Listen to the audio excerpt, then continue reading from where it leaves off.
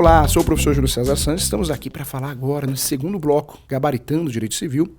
Estamos aqui para falar de pessoa jurídica. Então, muita atenção, pega a caneta, pega o papel, pega o caderno, porque vai valer a pena, hein? Vou te ajudar a matar aí 2 questões da prova da OAB, em concurso público de 2 a 3 questões também, tá? Muitos concursos nós temos esse tema como tema fiel ao edital.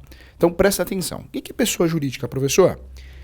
Olha que interessante, as pessoas jurídicas são criadas, né, com o objetivo para facilitar sim, as entidades, né, os negócios jurídicos. Então, quando eu falo de pessoa jurídica, nós temos a pessoa jurídica realmente como, atualmente, ela é fictícia, mas para facilitar os negócios jurídicos. Quando eu falo de pessoa jurídica, é importante classificar que é um ente moral, vamos dizer assim, criado a partir da manifestação da vontade das pessoas naturais e possui personalidade jurídica em regra, tá? Então, essa é a classificação em relação à pessoa jurídica. Então, para ficar didático, pessoa jurídica é uma entidade de pessoas, individual, coletiva ou de bens, né, com fins específicos. O grande objetivo dessa pessoa jurídica certamente é facilitar os negócios, né? Quando eu faço uma pessoa jurídica, eu tenho uma facilitação, talvez, de crédito, eu tenho realmente uma finalidade específica, tá? Vamos lá, para classificar dentro dessa situação e ficar didático, a personalidade jurídica pode ser classificada como personalidade jurídica autônoma. O que é isso, professor? Não se confunde com a personalidade jurídica das pessoas naturais, né? Então, claro que não. Também a estrutura organizacional, trava-língua, hein? Estrutura organizacional, né? Trava-língua, própria também. A pessoa jurídica tem que ter uma estrutura organizacional própria. Travou a língua do professor hoje, hein? Também, né? Quando eu falo de pessoa jurídica, tem que ter o patrimônio igualmente distinto das pessoas que constituírem. Outra regra importante também, necessidade de concessão de publicidade aos atos constitutivos. São regras específicas aqui. Vamos lá, vamos classificar. A primeira classificação real de pessoa jurídica são as associações. Então anota aí, pessoa jurídica 1. Associações, a primeira classificação, hein? O que é associação? Associação são sociedades civis, mas sem fins lucrativos. Então anota aí. Primeira classificação de pessoa jurídica, sim, sociedades civis sem fins lucrativos, tá bom? Então, deixa anotadinho aí. Segunda classificação que nós temos é as fundações. E quando eu falo de fundações, vale a pena lembrar, 2, fundações, conjunto de bens, né? São pessoas jurídicas que possuem um conjunto de bens arrecadados e personificados, tá? Então, conjunto de bens arrecadados e personificados que tende a alcançar um mesmo fim, uma atividade, tem uma finalidade, fundação. Temos muitas fundações no Brasil, né? Fundação Globo, Fundação Procon, tem uma finalidade. Fundação Procon tem a finalidade de proteger o consumidor. Então, o grande objetivo de uma fundação, ela tem um conjunto de bens e uma finalidade. Veja, qual que é a diferença da associação, professor? A associação é sem fins lucrativos. Já a fundação, ela tem bens e tem uma finalidade. Depois, a terceira classificação, dentro de pessoa jurídica, sim, são as sociedades. Sociedades. Quando faz sociedade, isso aparece no artigo 981 do Código Civil. São pessoas que têm interesse comuns, né, entre bens e serviços. As sociedades possuem diversas classificações. Nós temos 2 classificações importantes aqui. A sociedade simples e a sociedade empresária. Então, para ficar didático, hein? Pessoa jurídica, quantas tem? 1, associações. 2, fundações. 3, sociedades. As sociedades vão ser divididas em sociedades simples e sociedades empresárias. Tá bom? Interessante, né? Quando eu falo de sociedades empresárias, existe aí sim, como já dito, trabalhado em aula também, são conhecidas e objeto de estudo do direito empresarial, né? Também cai em direito empresarial. Ok? Vamos lá. Agora falando aqui do domicílio. Vamos mudar de assunto aqui. Então você já sabe as sociedades, quantas tem. Vamos bater um papo sobre domicílio. Então acorda aí. O que é domicílio, professor? É a sede jurídica da pessoa. É o local onde o sujeito vive com habitualidade, ok? Lembrando que domicílio não é só a casa, pode ser o trabalho também. Então, vale a pena deixar claro para a prova e concurso. Quando eu falo de domicílio, existe o domicílio, a classificação do domicílio da pessoa jurídica. Então, existe, artigo 75 do Código Civil. E existe o domicílio da pessoa natural. Nós temos essa divisão, sim. Essa divisão é importante também. Domicílio da pessoa natural.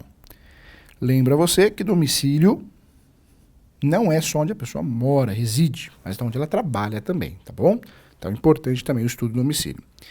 Cuidado, tá? O que é mais cobrado na prova da OAB em concursos públicos, sim, é o domicílio necessário ou legal. A banca adora esse assunto. O que é o domicílio necessário ou legal? Algumas pessoas, quando inseridas em situações especiais, não têm a liberdade de escolha de seu domicílio. Então a lei obriga compulsoriamente o domicílio. Professor, então peraí, domicílio necessário ou legal não é aquele que a pessoa escolhe? Não, ele é imposto, ok? Quando acontece isso, professor? Isso aparece no artigo 76 do Código Civil. Vou trazer vários exemplos, tá? Vou até ler aqui, ó, artigo 76. Tem como domicílio necessário o incapaz. Pronto, o incapaz não escolhe. O incapaz ele tem um domicílio vinculado ao representante legal dele. O servidor público, a mesma coisa. O militar, o marítimo e o preso, tá? Então, quem tem domicílio necessário, professor? Incapaz, servidor público, militar, marítimo e o preso, ok? Cuidado que tem o domicílio de eleição também. Classificação importante, hein? O que é o domicílio de eleição, professor? Domicílio de eleição é aquele que você, eu, fazemos um contrato, nós pactuamos esse domicílio. Domicílio de eleição, tá bom? Então, escolhemos dentro do contrato. Caso tenha um litígio, será discutido no fórum tal. Pronto, domicílio de eleição. Olha que legal. Vamos mudar de assunto então? Vamos lá, vamos embora. Atenção aqui, anota aí agora, hein? Bens, vamos falar de bens. Professor, o que são bens? Bens são objetos importantes numa relação jurídica. Nós temos os bens com valores materiais e bens sem valores materiais. A outra classificação é bens móveis e imóveis. Bens móveis, que eu consigo, carro, moto, né? Televisão, geladeira. Bens imóveis, eu estou falando de um imóvel, um terreno.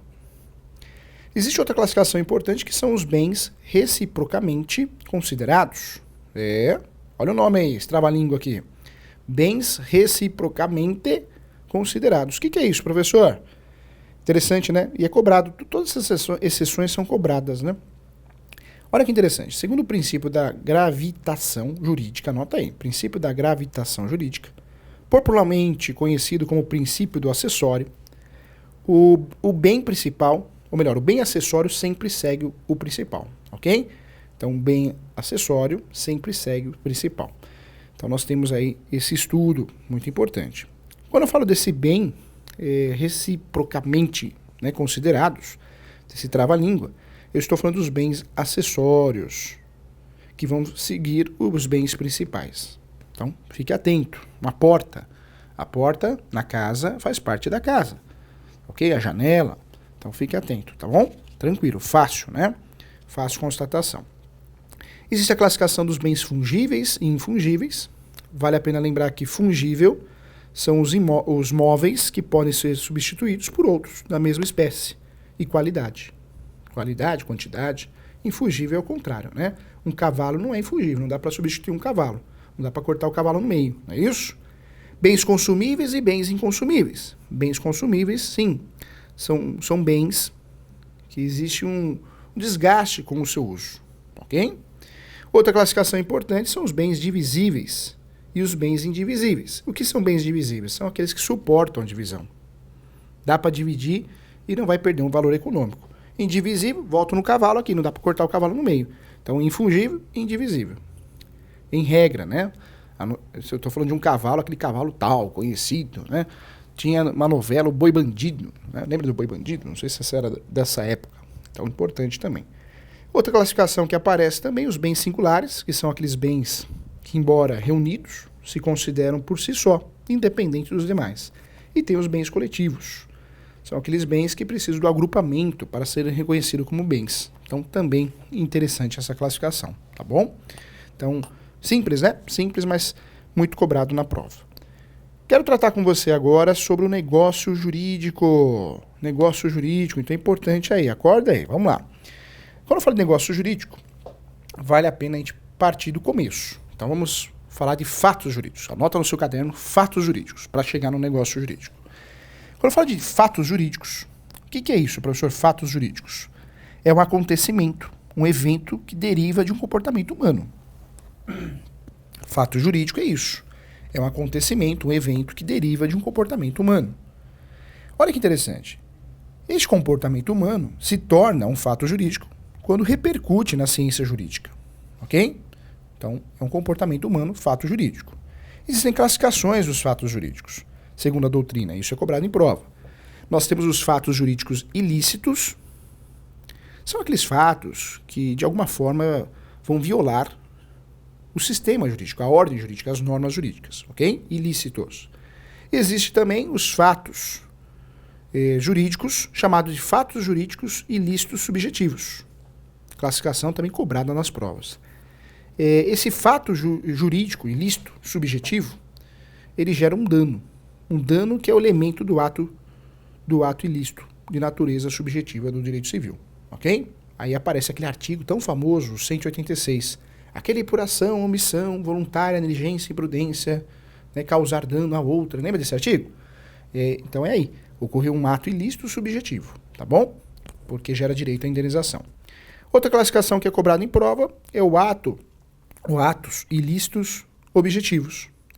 Esse sim, aqui, não se analisa a culpa, mas sim o comportamento do titular em relação ao exercício do seu direito subjetivo, tá?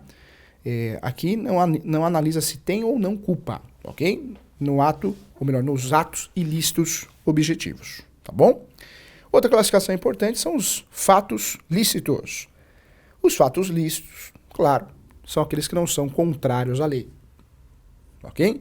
Então, aqueles que podem ser feitos, são tutelados pela ordem jurídica. Outra classificação também, que é dada dentro do estudo de fatos jurídicos, sim, são os atos jurídicos. E quando eu falo de atos jurídicos, é importante lembrar que ocorre sempre que houver a presença de um comportamento humano voluntário.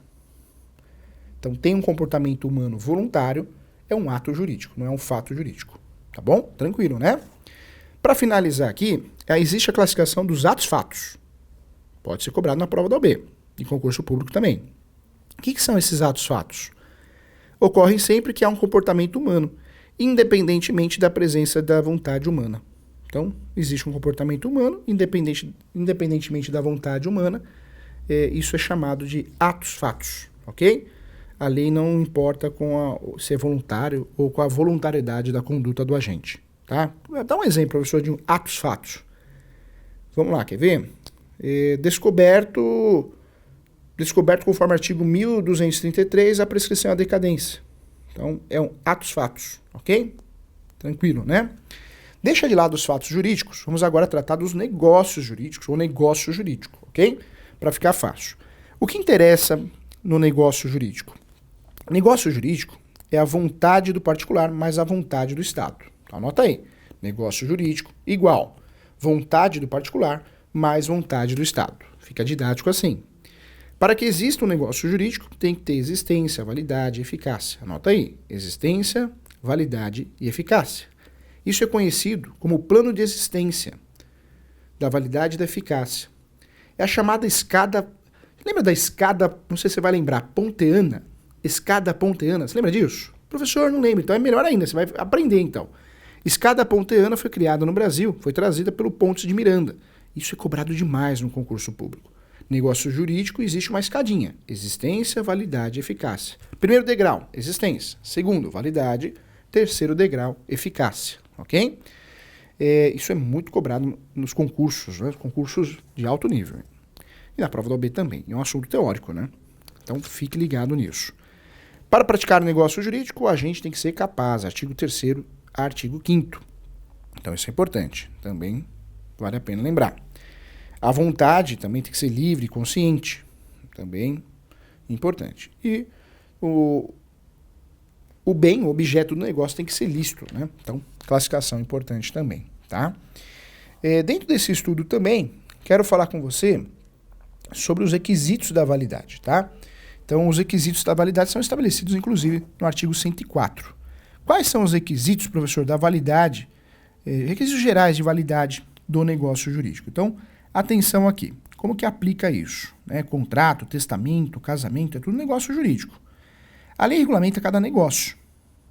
Pode ainda instituir requisitos especiais de validade, estabelecendo, inclusive, novas hipóteses de nulidade ou anulabilidade. Tá? Então, fique atento. Nós temos aí, como exemplo, o artigo 489. É nulo o contrato de compra e venda quando não se deixa ao arbítrio exclusivo de uma das partes o preço fixado. Aí tem lá, quer ver outro exemplo? O artigo 496.